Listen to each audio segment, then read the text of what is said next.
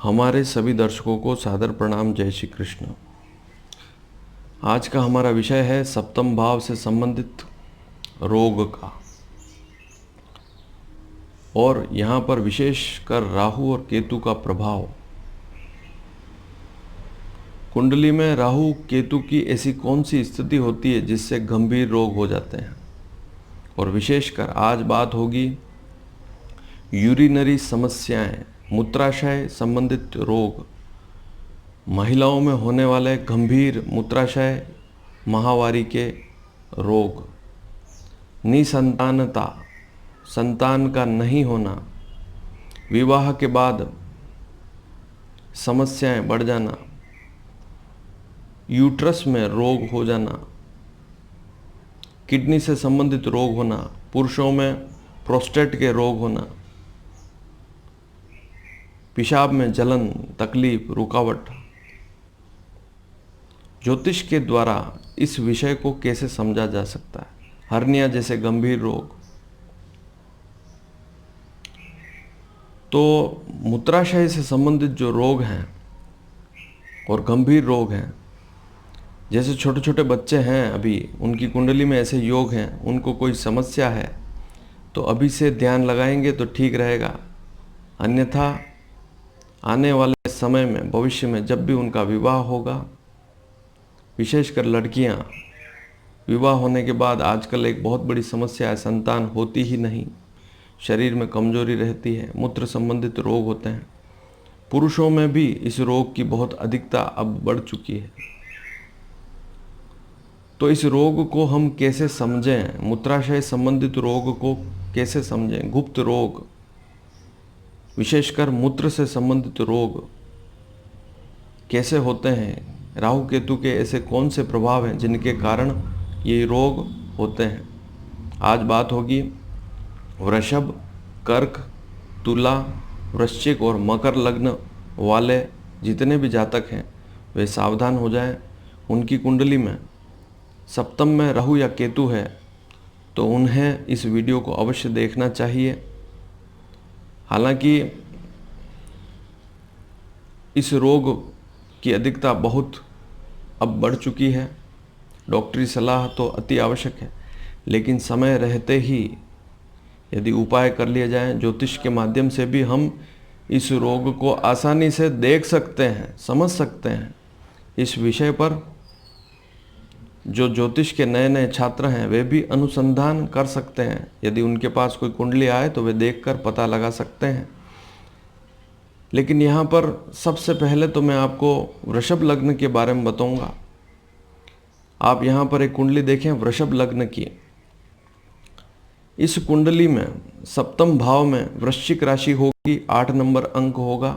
सप्तम भाव ध्यान से देखें, जहाँ पर 8 लिखा हुआ है वह सप्तम भाव है, और वहाँ पर केतु हो, 8 नंबर अंक पर केतु बैठा हो तो स्त्रियों में प्रमेह संबंधित, माहवारी संबंधित रोग बढ़ जाते हैं, शरीर में कमजोरी बढ़ जाती है, रोग बढ़ जाते हैं, संतान होने में समस्याएं हो जाती है, और संतान होते समय भी बहुत बड़े बड़े रोग उनको हो जाते हैं, या संतान होती ही नहीं है, या मूत्र से संबंधित गंभीर रोग हो जाते हैं। पुरुषों में भी जो मैंने रोग बताए वे सारे हो जाते हैं। यदि वृषभ लग्न में सप्तम भाव में केतु है तब यह स्थिति ज़्यादा बनेगी। ऐसी स्थिति में लग्न में राहु होगा और सप्तम में केतु होगा, लेकिन सप्तम में राहु है तब भी छोटी छोटी समस्याएं रहेगी। विशेषकर वृषभ लग्न की बात हो रही है, आप ध्यान से देखें, 2 नंबर का लग्न है और सप्तम भाव में 8 का अंक हो तभी यह स्थिति बनेगी। और इसमें एक महत्वपूर्ण जानकारी और है, वह मैं वीडियो के अंत में आपको बताऊंगा कि यह स्थिति कब बनती है, ऐसे रोग कब ज़्यादा हो जाते हैं। केतु सप्तम में है 8 नंबर अंक पर, लेकिन क्या स्थिति बनेगी तब जाकर यह रोग बहुत ज़बरदस्त रूप ले लेगा। और कुछ ऐसी स्थितियां भी होती है उस समय, यदि आप देखें कि उस समय को समझें तो यहाँ पर केतु अगर 8 नंबर पर है तब भी यह रोग नहीं होंगे। उसके भी कारण बताऊंगा, रोग नहीं होने के कारण भी बताऊंगा, या छोटे छोटे होकर ही रुक जाते हैं उसके भी कारण बताऊंगा, लेकिन वीडियो के अंत में। अब आप दूसरी कुंडली देखिए, यहाँ पर कर्क लग्न की कुंडली है, कर्क लग्न की कुंडली है और 4 नंबर की कुंडली है। सप्तम भाव में 10 नंबर का अंक लिखा हुआ, ध्यान से देखें, 7वां भाव में 10 का अंक लिखा हुआ है और 10 नंबर अंक पर राहु चाहे केतु, दोनों में से कोई भी ग्रह हो तो इंद्रिय विकार, यूरिनरी समस्याएं, पुरुषों में मूत्र संबंधित रोग, गुप्त रोग बढ़ जाते हैं। यहाँ मलद्वार के रोग नहीं बता रहा हूँ, यहाँ मूत्र संबंधित रोग बता रहा हूँ, तो इसे विशेष ध्यान में रखें। सप्तम भाव में राहु केतु होने के कारण, जैसे इससे पहले वाली कुंडली में भी बताया था, यहाँ पे भी बता रहा हूँ, राहु केतु सप्तम में होने से वैवाहिक समस्याएं भी रहती है, पति पत्नी में तनाव रहता है। मान लीजिए पत्नी की कुंडली में ऐसा योग है तो वह पति के सामने अपने आप को हीन महसूस करेगी, और पुरुष की कुंडली में इस प्रकार का योग है तो वह भी पत्नी के सम्मुख हीन भावना से ग्रसित होगा।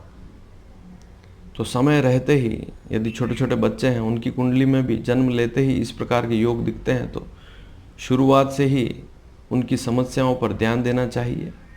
यदि उन्हें कोई समस्या है यूरिनरी तो उन पर समय रहते इलाज भी अवश्य करवाना चाहिए। अब आप अगली कुंडली देखें, यह कुंडली तुला लग्न की है, 7 नंबर लग्न की कुंडली है, सप्तम में 1 नंबर लिखा हुआ, ध्यान से देखें, सप्तम भाव में 1 नंबर लिखा हुआ है और यहाँ पर केतु बैठा हो, केवल केतु, राहु नहीं, केतु। इससे पहले जो बताई थी कर्क लग्न में, उसमें सप्तम भाव में मकर राशि पर राहु केतु दोनों होने चाहिए, दोनों हो तब भी स्थिति बन सकती है। राहु केतु दोनों साथ में तो होते नहीं, राहु यदि सप्तम में होगा तो केतु लग्न में होगा, केतु सप्तम में होगा तो राहु लग्न में होगा, दोनों 180 डिग्री दूर रहेंगे, दोनों एक भाव में तो हो ही नहीं सकते।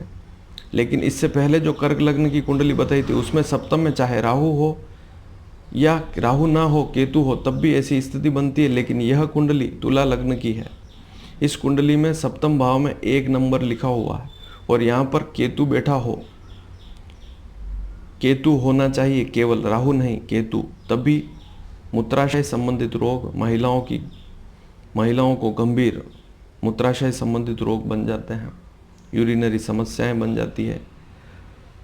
खान पान पर सावधानी नहीं रखते हैं, केवल शिक्षा पर या अपने पैसे कमाने पर ही ध्यान है और अपने स्वास्थ्य पर बिल्कुल ध्यान नहीं रखते, उनके लिए तो यह रोग बढ़ ही जाता है।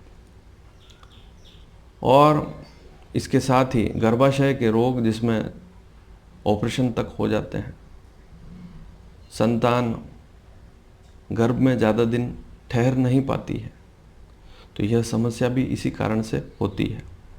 तो आपने समझा कि तुला लग्न में सप्तम भाव में मेष राशि लिखी हो, 1 नंबर लिखा हो और केतु बैठा हो, तब भी ये ऐसी स्थिति बनती है। अब मैं वृश्चिक लग्न की बात करूँगा, 8 नंबर लग्न, ध्यान से देखें कुंडली, यह वृश्चिक लग्न की कुंडली है और सप्तम भाव में 2 नंबर अंक लिखा हुआ है,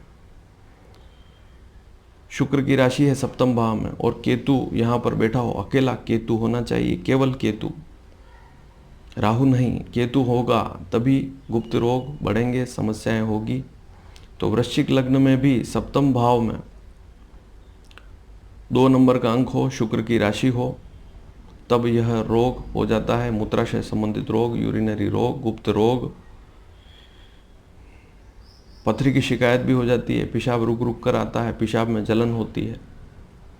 तो इन सब बातों पर ध्यान देना होता है। महिलाओं में माहवारी में अनियमितता होती है, पुरुषों में गंभीर रोग हो जाते हैं, गुप्त रोग।